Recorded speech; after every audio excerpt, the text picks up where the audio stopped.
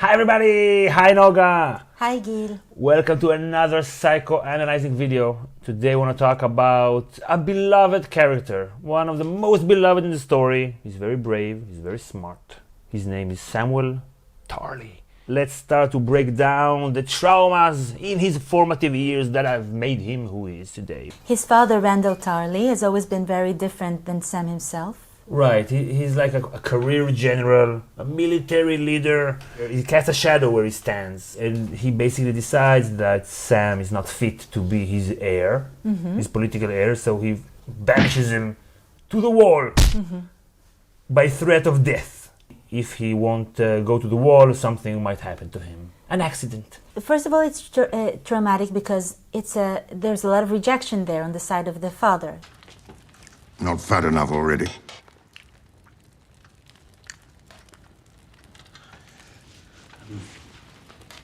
The father says you're not good enough. Right. It's not only that you're not good enough, someone else is much better than you. Right. That must hurt. Yeah, that must hurt. And he keeps telling him also why he's not good enough. Why? He says that he's feeble and he's overweight and he's Craven. craven. He's more scholarly than militaristic and all kinds of characteristics. He's soft. He's soft and he's So he sends him to the place where it's the worst thing in the world to be soft.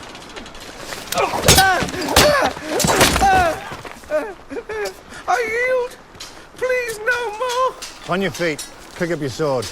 It's like as if he doesn't care. You know, he's also not like the parent who sends his kids out to military boarding school because then he says, oh, he'll come back more of a man. In this case... To the gulag.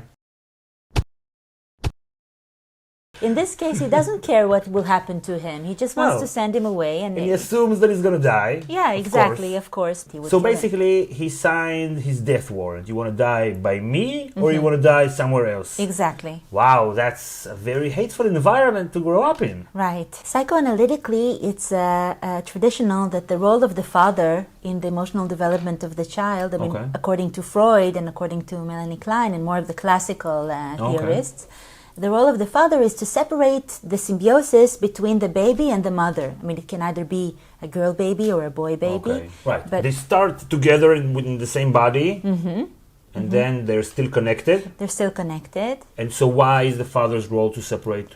Why is that a role? Well, first of all, because the baby himself sees that there's a third party there. Before that, it's as if the baby was oblivious to his father's... you're smiling because... yeah. Someone else. Yeah.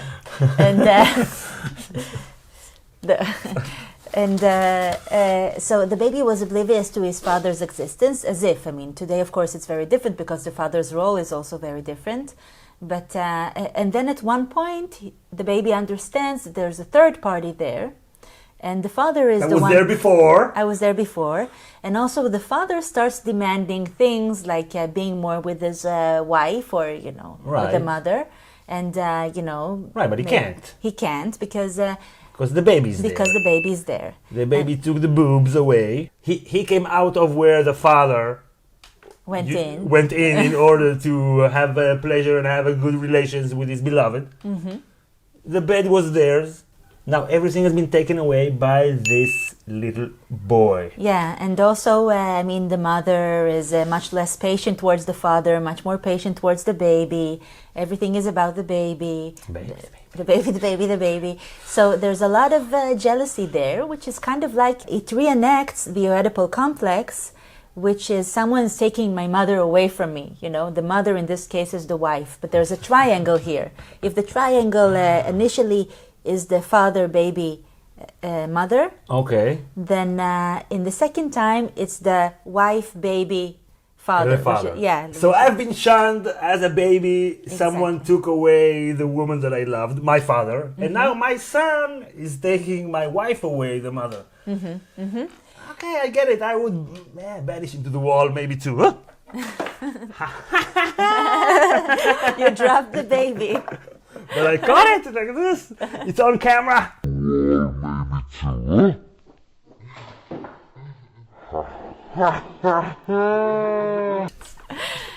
So I feel Like a man. Yeah, so what the father really tries to do is to take the baby away from the mother and the mother away from the baby. I mean, he wants the mother back to himself, and he Right. wants the baby boy to identify with him and be like Right. him, and the baby girl to adore him and be angry with her mother. I mean, Right. of course, it's an unconscious wish. It's not something that... And not only is this boy taking away my wife, he's not even a man. He will never be a man. Yeah. He's soft. He's crying all the time. He's weak.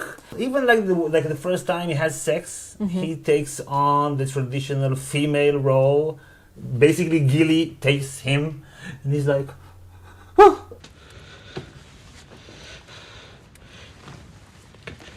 I'm hurting you. Are you sure?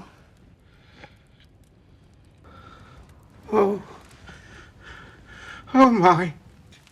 I thought the Night's Watch might make a man of you. Something resembling a man, at least. So that actually, I think, makes him like extra angry. Extra angry because in a way... prefer this guy over me? You prefer this guy over me, right? Because also, I mean, he has like in Sam's dad's eyes feminine attributes, qualities. So he's much more similar to his mother than to me, and she prefers that over me. Like, it's a very complicated jealousy thing. I've lost my appetite. He dishonors us. You dishonor yourself. So I might as well be with my youngest son, Deacon, who in a way reflects my greatness and something which is much more, and he's also more separated than the mother. And Sam was always with the mother and the sister. It was like they had like this bond which he never had with Sam, he had with Deacon. So a lot of jealousy, a lot of mixed emotions there, and his solution was to send him away or to threaten him. So the father's role, according to Freud, inclined to separate the mother, symbiosis between the mother and the child. Is that a good thing or a bad thing for the child? Overall, it's a good thing, but it doesn't mean that when it's happening, it doesn't cause a lot of negative emotions. But overall, it's a good thing because also, traditionally, the role of the father is different than the mother's because they say that the mother's role is basically to make the world, to adapt the world in order for it to fit the baby. And the father's role is to adapt the baby for it to fit the world. So it's more of the reality principle. Like the father brings in the reality principle. There are other people here. You can't be symbiotic with your mother. You need to toughen up in a way. And the mother is like more in the like symbiotic fantasy. Of like, So basically, Randall Tarly is telling his son, the political reality is that you cannot be my heir. You will be the ruin to the house. Your brother, your sister, everyone will pay the price. You are not fit. You do not fit the mold. There's like one mold how to be an heir to Randall Tarly. You have to be strong, you have to be tough, and you have to enjoy fighting in some capacity. So he's telling him, okay, you don't fit the world. The reality is that you have to go. There's no other solution. You are looked down upon if you have a son. Like Sam in this position. Yeah, perhaps. So everybody's a victim here. Everybody's a victim here, but it's not really that because it's not symmetrical. You know, there's still an asymmetry between fathers and children and parents and children. So it was up to Randall to maybe deal with the situation in a better way. Their society. And society is telling him, Randall, what you are, a fighter, a soldier, a commander, that is what a man should be. That actually suits his strong suits, so he likes it. He's lucky in that way. He's lucky in that way. You were the only man to defeat Robert Baratheon in battle, not even Rhaegar Targaryen. It's a long ride back to the Reach, Sir Davy. How may I serve? The Queen will need a new Warden of the South. I can think of no better man than Randall Tarly. He's lucky in that way because he fits those kind of like conform ideas, but not all people are. And when you have this kind of very narrow definition of masculinity, of what it means to be a man, then so many people don't fit that definition. But maybe you can't express these other stuff because they don't fit the standard. So you're giving up on many parts of yourself. It's like a prison. It's like a prison, exactly. Those narrow definitions, they restrict you. They oppress you. You can't be everything that you are. You need to fit something that is not Right. doesn't capture the wholeness of you. Right, you can't be weak. Weakness is bad. Exactly, You you can't fucking be- still see this today, all kinds of whatever YouTube channels and stuff like a man cannot be weak. Sometimes you can be weak, if whatever. Because the best men that I've ever met are very dangerous men. You don't mess with them. Do you think weak men can be virtuous? No. We are weak. I mean, it's not a matter of we can or can't be weak. We are weak, and we sometimes, most of the time, we deny this weakness or these vulnerabilities. And that's not tougher than accepting the vulnerabilities. You could say that it's weaker, actually. You're not strong enough in order to Right. face your vulnerabilities. And to rely and count on yourself that you can handle these vulnerabilities in life. I mean, you have to dissociate from them in order not to be overwhelmed by them. But Right. why not be strong and deal with them? Right, and grow from that. It's a better way to grow. Whatever happened to Gary Cooper? The strong, silent type. That was an American. He wasn't in touch with his feelings. He just did what he had to do. See, what they didn't know was once they got Gary Cooper in touch with his feelings, that they wouldn't be able to shut him up. And then it's dysfunction this, and dysfunction that, and dysfunction motherfucking. Okay, so Sam, he doesn't fit that strong, silent man type, but he's still very manly. We have to take him with us when we leave.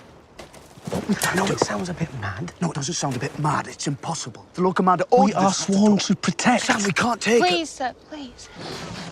What's happening? I'm not going out there. We have to go! Now! We gotta go, so that's like super brave and super manly and all that shit. Then he kills a White Walker. That's like some heroic stuff. So how come a man that does all those things is still not considered enough of a man in this story? That's weird. He still doesn't have the attributes like we can see with Jon Snow, like the lean body, also the militaristic thing. I mean, he doesn't still have the masculine attributes that we would expect a But manly look at what man. he did. Exactly. So I think that in a way now we can see that Sam's character is proving itself as more manly, Like he is a man, even though he doesn't seem that way, and it's Right. surprising, Right, but he's he not is really his man. craven. Yeah, but I think that's the wrong question, because what I'd like us to ask, if that's possible, Okay. is why wasn't he considered a man from the beginning? Why does he have to be in that narrow sense of self-sacrifice, and bravery, and not being a craven in order to be considered a man? Why can't he be just a bit overweight, scholarly man? Why is that not something that can be considered inside the realm of masculinity, It's very interesting. In this story, the people who dedicate their life to learning, they are unmanned because they can't marry and they can't reproduce. So in this world, and his father told him, you cannot be a maester. Whatever you do, don't have the chain, because that's like unmanning you. So I'm guessing there is no option in this world for a man just like be a nerd. And for that to be fine and be something manly, I'm guessing. But is there an option for a man to be a nerd in this world also, and still be a man? I think that's the major question, because, we still have those kind of restrictions even in our society, and people that don't fit, the stereotype of masculinity, then they get ridiculed, and from a very early age. Okay, what do you think about it? What should be the spectrum of masculinity? Think about it. Men are required to self-sacrifice for society and for the other. The soldiers, even the high-tech workers that work like 18 hours a day in order to provide. You have to provide. You have to sacrifice yourself. Right. You have to work in the field. Because this is what a man has to do. Exactly. This is the role. Like a woman is required to sacrifice for her baby, like in the private sector, not in the public, but in the private. And if a woman says, I don't want to have any kids because it's... then she's not considered a woman. It's all about sacrificing, Right. And people who don't sacrifice, they're not fulfilling their gender role. Right. That's not a very pleasant gender role, I must say. In a way, it's oppression, Men are oppressed in this sense, yes. So you and your feminism. But feminism is exactly about that. It's about saying society expects us to be in such and such roles that oppress us. They take away our liberty of like choosing things for ourselves. They tell us both genders. For both genders, exactly. They take away certain opportunities from us, certain equality. I mean, a man who wants to study art or be a poet. Yeah. I mean, it's it's more frowned upon than a woman who wants to, feel some kind of like a hobby thing, Right, be a stylist or whatever. Stylist, yeah, exactly. Or like, because it's less, you need to do something practical, Right. you need to provide. Right. So many parts of us are neglected in order to fit society for both genders. So feminism is also for men? Yes, feminism is for everyone. If we equate everything, then both men and women will feel free to... Right, but that's communism! Okay, another thing about Sam. You got me. And now he goes to study, and now he has this thing. Okay, I'm worth something because of who I am. I'm tired of reading about the achievements of better men. I can be a better man through what I'm good at. So I don't have to be someone else. So that's a good development that he's going through.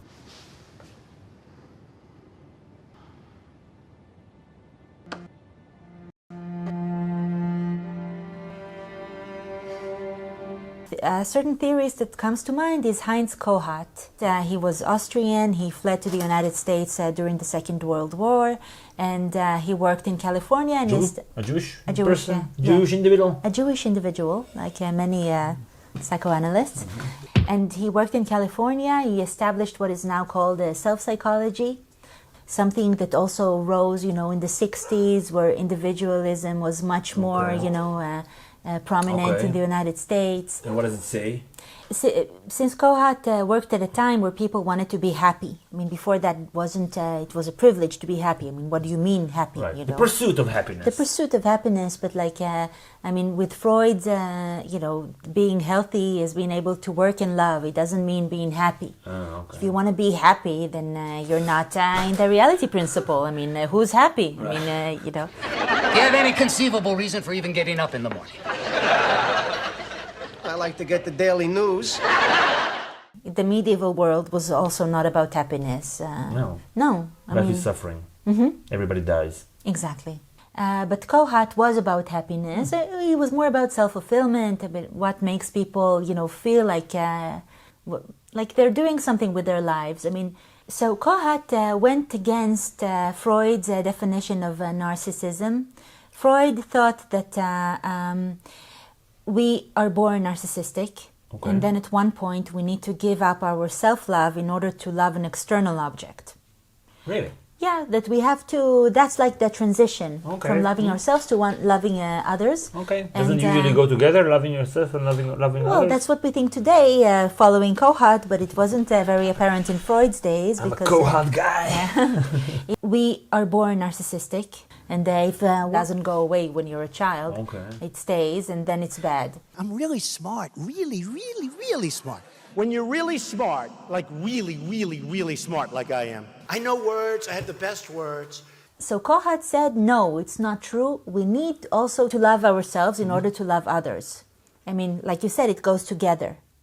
If I don't love myself, then I don't think that I'm worthy of another person's love. I don't think that I have anything to give to them, so I can't really allow myself to love them. I don't love myself. You see people that are depressed. Right. They feel like nothing they do is worthwhile. Right. Okay, so how can you love yourself through time, and through all changes and failures and difficulties and challenges? So first of all, you need someone who loves you also, like in your early years. Like in your formative years. You need your mama and you need your daddy. Yeah, you need your mama and your daddy, and you need them to make you feel loved, but also worthy of love, and able to love others, and able to do things. Like you have good parts in yourself that you're able to bring out to the world. Right. And that's positive narcissism. All of this combined. Right.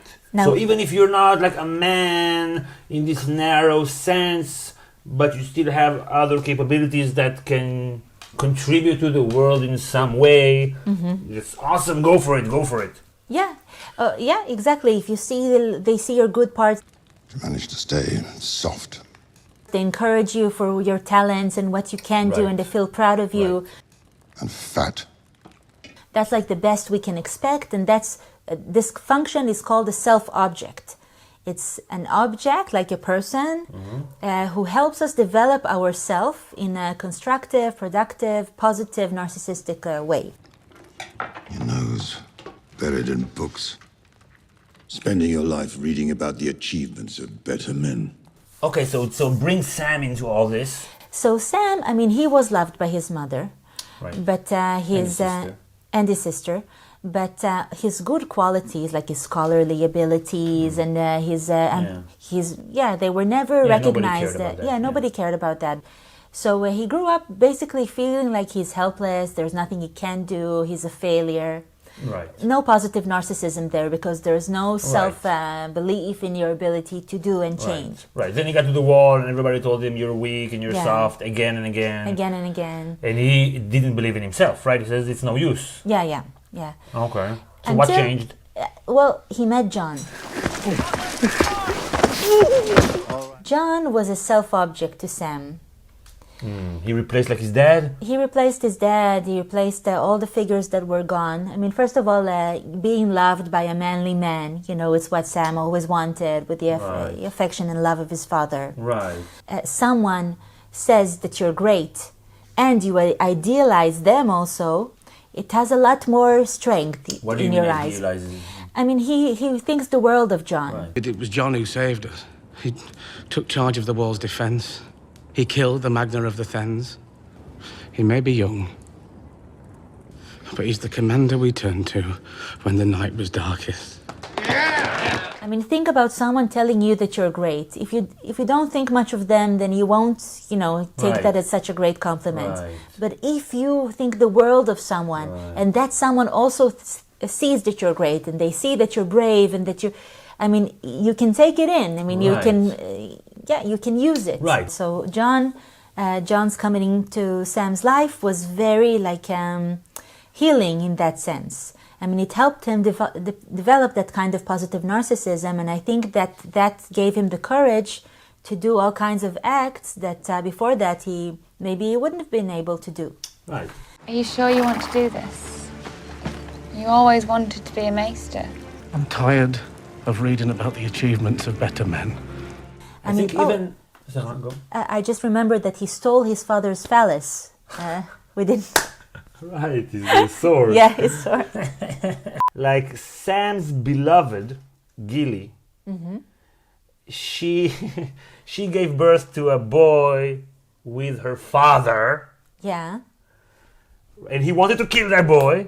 So they fit together also from an Oedipal sense in that way. So this guy has all this edible shit, and now he's gonna fall in love with this girl who has her own same mirroring shit together.